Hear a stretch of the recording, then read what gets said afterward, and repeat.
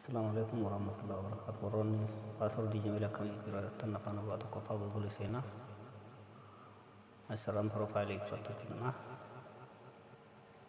Thanks to manage your Google account kirotatina. Ini nanti ko. Asara sakri ti baka jettu sarat oke jettu. Gadi butani baka password di sa jettu sambaran futani. Rat jo password di jalka ba email dan pana tani tigutu ka jalka ba itu lah.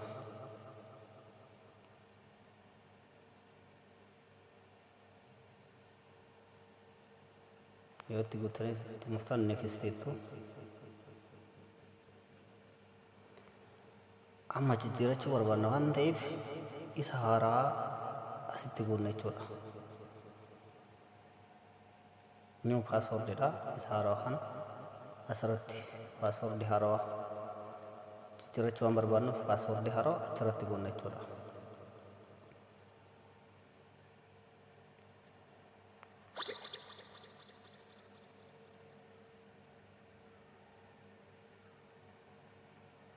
Isuma jalqaba irratti goonni san confirm new password ka jedhu kan irratti illee deemnee isuma goonna jechuudha.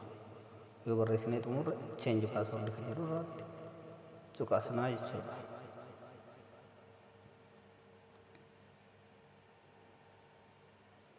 Get started ka jedhu tunna.